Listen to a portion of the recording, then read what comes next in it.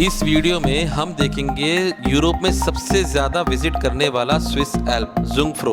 जुंगफ्रो आपको कैसे जाना है, कौन सा स्टेशन आपके लिए नजदीक होगा, यहाँ पर कितने रूट्स अवेलेबल हैं, कौन से रूट में कितना समय लगेगा, वहाँ पर जाने के लिए आपको टिकट के चार्जेस कितने होंगे, जुंगफ्रो जाने के बाद वहाँ पर कितने सेक्शन हैं, कौन से सेक्शन में आपको कितना समय बिताना चाहिए, वहाँ पर आपको खाने के लिए क्या ऑप्शन है, वहाँ से आप रिटर्न कैसे आएंगे, ये सारी जानकारी आपको इस वीडियो में मिलेगी। आइए सफ़र करते हैं इस बेहतरीन जर्नी को।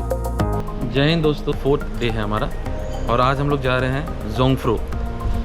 तो जोंगफ्रो जाने के लिए आपको 4-5 चीज़ें ध्यान में रखनी हैं। उसमें से पहली चीज़ है कि आज का क्लाइमेट। तो क्लाइमेट के लिए ये आपको लिंक आ रहा होगा और मैं डिस्क्रिप्शन में दे दूँगा कि वहाँ पे आपको चेक करना है कि आज का वेदर कैसा है। आपको वहाँ पे लाइव कैमरा का ऑप्शन मिलता है, तो लाइव वेदर आप चेक कर सकते हो कैसे मिलता है। दूसरा, आप कहीं भी हो, आप बर्न से आ रहे हो या आप लूसन से आ रहे हो, तो आपके लिए इंटरलाकेन आना कंपलसरी हो जाता है कि इंटरलाकेन के थ्रू ही आपको जाने मिलता है। इंटरलाकेन से यहाँ पे 3 रूट में डिवाइड है।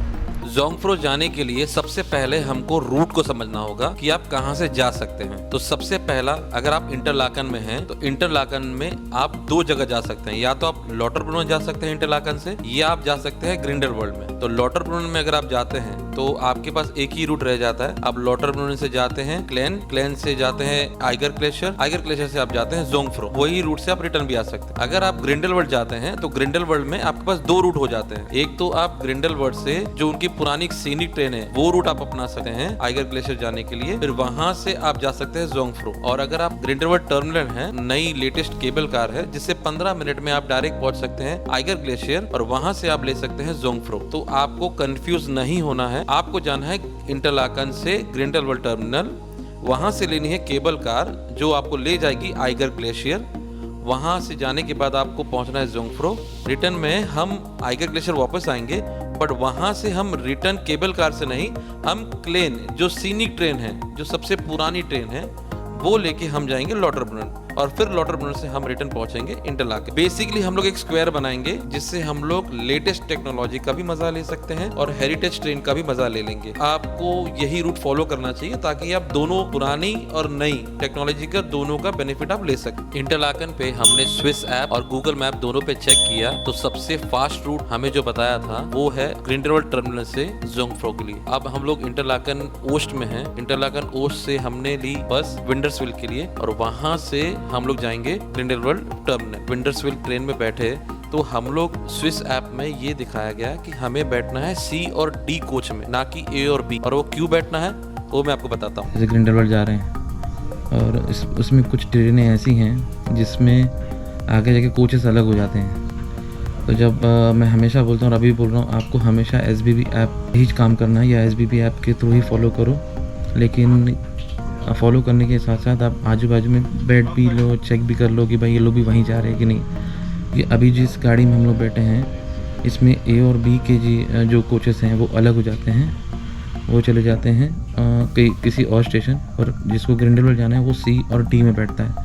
तो ये SBB ऐप में क्लियर मेंशन है। तो जब भी आप जैसे अगर ग्रिंडेलवाल्ड के लिए पकड़ रहे हैं तो आप थोड़ा ये पॉइंट नोटिस कीजिएगा कि आप सही कोच में बैठे हैं कि नहीं। अभी हम लोग ग्रिंडेलवाल्ड जा ही रहे हैं, रास्ते में ही है। तो यहाँ पर एक चीज़ और देखी मैंने कि अगर आपको उतरना है, देखो ये गाड़ी रुकी नहीं है, धीरे धीरे चल गई। किसी को उतरना नहीं था ना तो चढ़ना था। तो ये हॉल्ट नहीं है, ऐसे स्टॉप है इसका। अगर आपको रुकना हो तो ये स्टॉप बटन दबाना है, ये वाला। खूबसूरत वादियों को देखते देखते कब हमारे 30 मिनट गुजर जाते हैं पता ही नहीं चलता और हम लोग पहुंच जाते हैं Grindelwald terminal station. Grindelwald terminal पहुंचते ही हमें दौड़ लगानी है ताकि हम जल्द से जल्द टिकट परचेज कर सके। आखिरी समय में अगर आपको कुछ ग्रैब करना हो खाने के लिए तो यहीं पर आपको मिलेगा कूब स्टोर। थोड़ा आगे जाएंगे तो अगर आपको कुछ सुवीनियर लेना हो तो वो भी आप ले सकते। अब समझ लेते हैं टिकट कैसे लेनी है। दोस्तों हम लोग आ गए हैं ग्रिंडेलवाल्ड टर्मिनल और ये हमारे 2 पासपोर्ट हमको मिल गए हैं जोंगफ्रो के। तो जैसे कि मैंने पहले भी आपको बताया था कि हम लोग जाएंगे आइगर ग्लेशियर से और आते वक्त हम लोग क्लीन होके लॉटरब्रुन आएंगे। तो ये जो मेरे पीछे आप देख रहे हैं, यहाँ पर आपको टोकन लेना होता है 7 नंबर, और ये टोकन लेके फिर आपका टोकन नंबर सामने आएगा, डिस्प्ले होगा, और फिर आप टिकट ले सकते हो। अगर आपके पास कार्ड है तो आप कार्ड से ले सकते हो, यहाँ पे है। वरना आपका जो भी नंबर आएगा, जैसे 67 मेरा नंबर है, मेरा अगर जहाँ पे भी आएगा ये ABCDEF तक है तो वहाँ पे आपको मिलेगा। टिकट के बारे में थोड़ा समझ लेते हैं। आज हम लोग जो स्क्वायर जर्नी करेंगे, अगर हमारे पास कोई भी डिस्काउंट कार्ड नहीं है तो हमें चार्ज होगा 220 फ्रैंक पर पर्सन, जो कि इंडियन रुपीस में होता है लगभग 20,000 रुपए। अगर हमारे पास स्विस पास या स्विस फैमिली पास है तो हमें 25% डिस्काउंट होगा, जो होगा 165 फ्रैंक, इंडियन रुपीस में होगा 15,000। अगर हमारे पास हाफ फेयर कार्ड है तो हमें 50% डिस्काउंट चार्ज होगा, हमें 50% डिस्काउंट मिलेगा, जो कि होगा 110 फ्रैंक, जो कि इंडियन रुपीस में होता है 10,000 रुपए। टिकट्स के बारे में और भी कुछ इन्फॉर्मेशन चाहिए तो मैं आपको एक लिंक भेज रहा हूँ, उसमें आप देख सकते हो। दूसरा, उसके और जो अदर चार्जेस, जो आप अदर डिस्काउंट ले सकते हैं, वो भी आपको डिस्कशन में आ रहा होगा। तो यहाँ से हर आधे घंटे में आइगर ग्लेशियर के लिए गंडोला चलती रहती है। ये जब आप ऊपर जाते हो, ये आपका पासपोर्ट हो गया, ज़ुंगफ्राउ पासपोर्ट, ये और एक टिकट होती है, वो आपको दिखाना रहता है। ज़ुंगफ्राउ है काफ़ी सेगमेंट में बटा हुआ है, तो वो चीज़ मैं आपको ऊपर जाके ही बताऊंगा। मैं आपके जानकारी के लिए काफ़ी इन्फॉर्मेटिव वीडियो बनाता हूं। अगर आपको पसंद आया तो लाइक कीजिए, अगर ऐसा लगे कि कुछ इन्फॉर्मेटिव है तो शेयर कीजिए, और मुझे मोटिवेट करने के लिए सब्सक्राइब कीजिए। आइगर ग्लेशियर केबल कार में बैठने के लिए आपको अपनी बारकोड टिकट रेडी रखनी है, और यही टिकट आपको एंड तक संभाली भी रखनी है। जैसे ही आप एंट्री करते हो तो आपको सामने दिखती है 26 पैसेंजर गंडोला कार। हमारा लक इतना अच्छा रहा कि मैं और राधा के अलावा पूरे गंडोला में कोई नहीं था। ये बेसिकली 26 पैसेंजर केबल कार है। 1 घंटे में ये 2200 पैसेंजर ट्रैवल कराती है। ये केबल कार पूरी ओपन है, यानी जो सपोर्टेड स्ट्रिप्स हैं उसके अलावा बाकी सब जगह ग्लासेस लगे हुए हैं। ये केबल कार 6483 मीटर लॉन्ग है, लेकिन ये सिर्फ 7 पिलर से सपोर्टेड है। टोटल राइड जो है 15 मिनट की है, जो ग्रिंडलवेल्ड टर्मिनल जो 937 सी लेवल पे है, और ये हमें लेके जाएगी आइगर ग्लेशियर जो है 2328 मीटर। इतना सुपर इंजीनियरिंग है, स्विट्जरलैंड के लोगों का अच्छा और बेटरमेंट करने के लिए सोचते ही रहते हैं कि ये ठीक हो गया, अब इससे अच्छा और क्या। ये अब हम पहुंच चुके हैं आइगर ग्लेशियर। यहाँ से हमें एंट्री करनी है, और कहीं भी आपको चलना नहीं है, वहां पर भी आपको एस्केलेटर मिलते ही हैं। ये है हमारा मेन एंट्रेंस, और ये है हमारा पूरा आइगर ग्लेशियर स्टेशन, जहां से हमें लेनी है ऐतिहासिक सीनिक ट्रेन, जो हमें ले जाएगी ज़ुंगफ्राउ। यहाँ पर हमें 5 से 10 मिनट का रेस्ट है। 5 से 10 मिनट के रेस्ट में आप यहाँ पर फोटो खिंचा सकते हैं। थोड़ा सा बाहर जाकर आप एक अंदाजा लगा सकते हैं कि ऊपर कितनी ठंडी होगी। फोटो खिंचाने के चक्कर में हम लाइन में काफी पीछे रह गए, लेकिन हमारा नंबर तुरंत ही आ गया। अब हम लोग बैठेंगे 110 साल पुरानी कॉकव्हील ट्रेन में, जिसे बनाने में 12 साल लगे। काफी थ्रिल है और काफी एक्साइटमेंट भरा हुआ है कि कैसी होगी ट्रेन, कैसी चलेगी। बहुत ही सिस्टमैटिक अरेंजमेंट है। प्लेटफॉर्म पर कोच के हिसाब से ऑलरेडी लोगों का ग्रुप बना के रखा हुआ है। ट्रेन आने के बाद लोगों में भगदड़ ना बचे और सभी को इक्वली सीट मिले। ये जर्नी हमारी आइगर ग्लेशियर से शुरू होगी, और ये 7 किलोमीटर की जर्नी है टॉप ऑफ यूरोप ज़ुंगफ्राउ तक। इसका जो टोटल एल्टीट्यूड जो रहेगा वो 2320 मीटर आइगर ग्लेशियर का है, और वहां से ये टोटल एल्टीट्यूड हमें ले जाएगी 3454 मीटर, यानी ये इतनी स्टीप रह चलेगी। तो बहुत ही यूनिक एक्सपीरियंस मिलने वाला है। चलिए मिल के एक्सपीरियंस करते हैं इस ऐतिहासिक जर्नी का।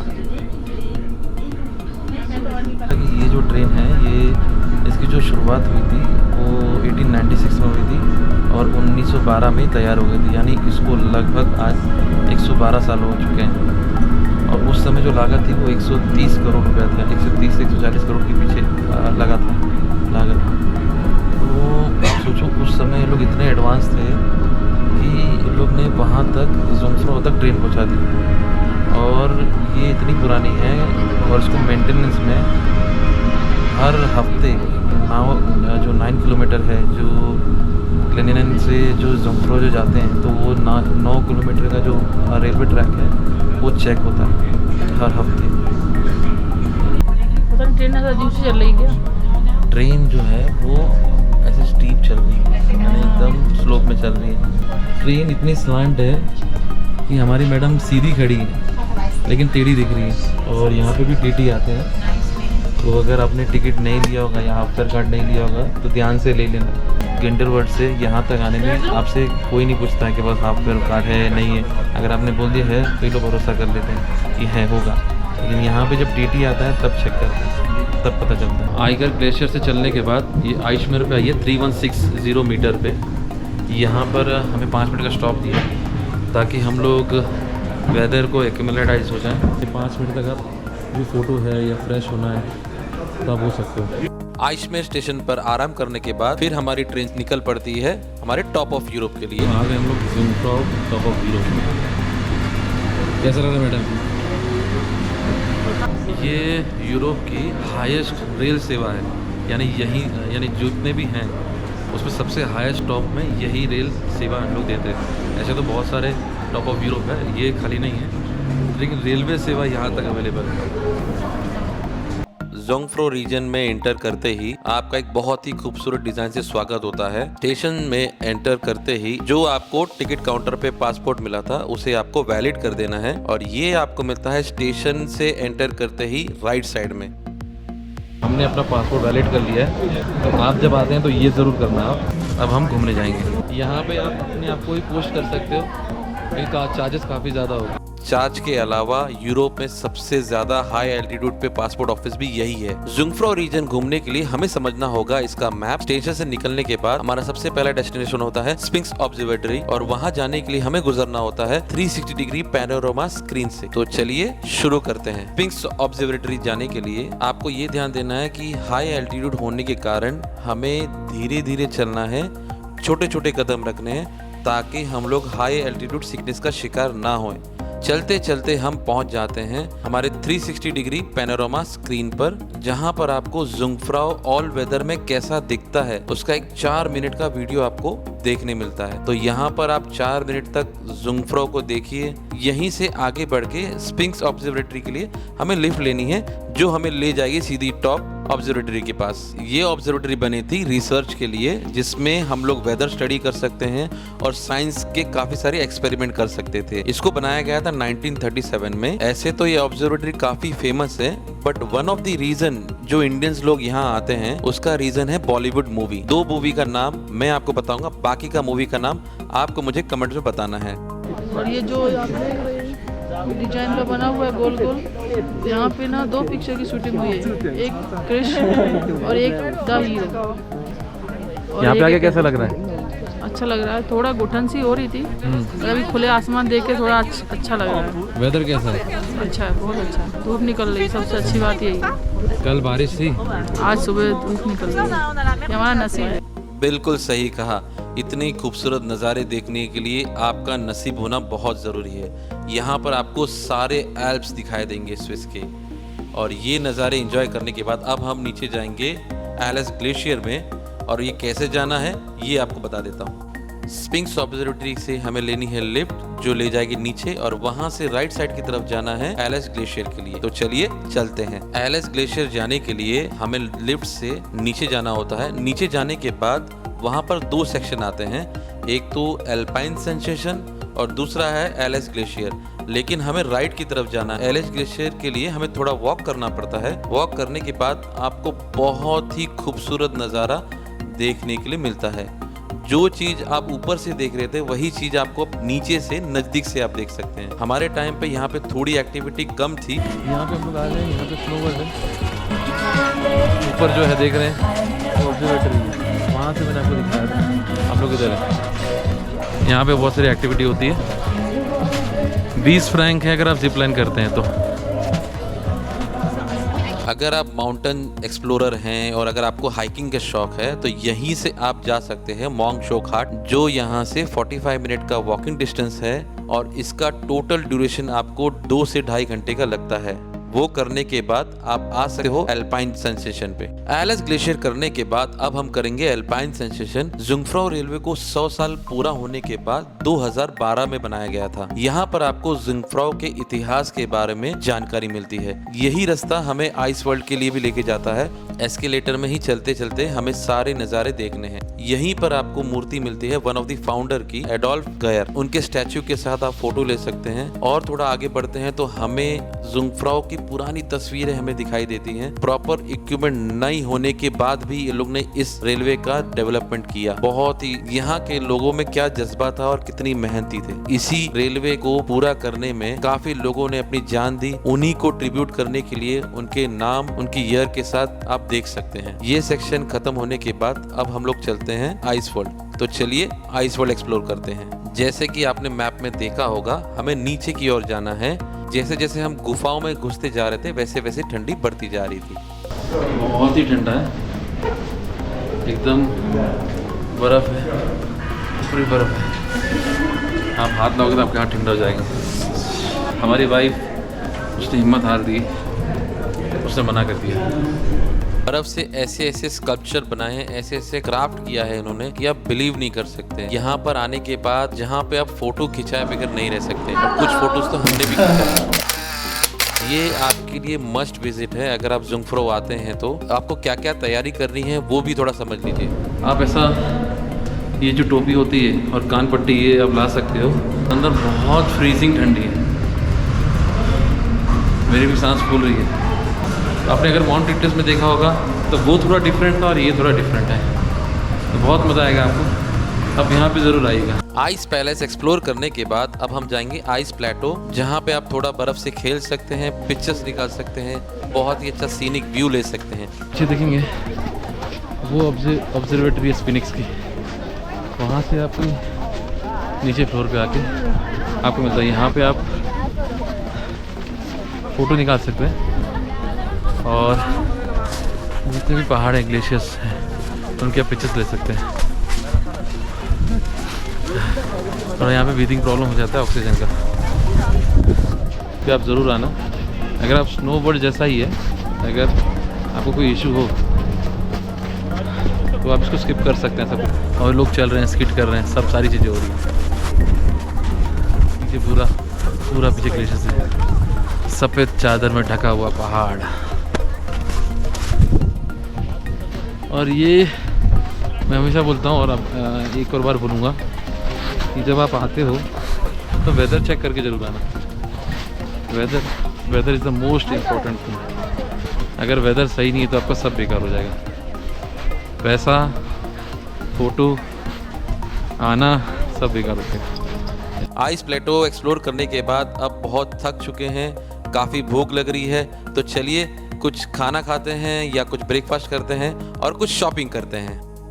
आइस प्लेटो विजिट करने के बाद अब हम लोग पहुंच जाते हैं हमारी बेस पे, जहां से हमने अपनी जर्नी की शुरुआत की थी। ये सारी चीजें हम लोग एक एक करके एक्सप्लोर करेंगे। जैसे ही आप नीचे उतरते हैं तो सबसे पहले आपको मिलता है टिसॉट वॉच का शोरूम और जुंगफ्रो की सुवेनियर शॉप। ध्यान रख के ही आपको परचेस करना है क्योंकि थोड़ा एक्सपेंसिव है। इसके बाद हम लोग नीचे की ओर जाते हैं। नीचे की ओर हमें दो चीजें मिलेंगी। एक तो मिलता है आपको क्रिस्टल रेस्टोरेंट और उसी के बाजू में हमें मिलता है लिंट स्विस चॉकलेट का शोरूम। लिंट चॉकलेट में आपको जरूर जाना चाहिए। लिंट चॉकलेट में एक सरप्राइज है आपके लिए, अगर आप विजिट करते हैं तो वो सरप्राइज आपके लिए ये रहा। चॉकलेट में जाते हैं तो अगर आप कुछ भी परचेस नहीं करोगे तब तो एक चॉकलेट आपको फ्री मिलती है। क्योंकि आप उसको लो टेस्ट करके, आप लो, आप ललचाओ।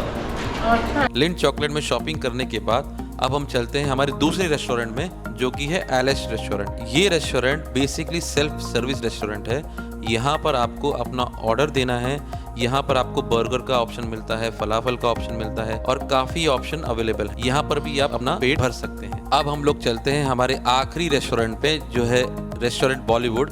यहीं पे हमें खाना खाना है। ये रेस्टोरेंट हमारे बेस से एक फ्लोर नीचे है। यहाँ पर पहुँचने के बाद हमें काफी मायूसी होती है क्योंकि ये रेस्टोरेंट ऑलरेडी क्लोज हो चुका था। जब मैंने इंक्वायरी की कि ये रेस्टोरेंट बंद क्यों है तो मुझे पता चला कि ये रेस्टोरेंट टूर्स एंड ट्रैवल्स के लोगों को ही खाना खिलाते हैं। इसका जो प्राइस था वो मैं आपको बता देता हूँ। 32 फ्रैंक में अच्छा खाना था, लेकिन जगह नहीं, बंद है शायद। और हमने पूछा, वहाँ इंक्वायरी किया तो उन्होंने बोला फर्स्ट फ्लोर पे जो सेल्फ सर्विस रेस्टोरेंट था वहाँ जाने के लिए बोला। यहाँ पर समाप्त होता है हमारा जिंगफ्रो का ट्रिप।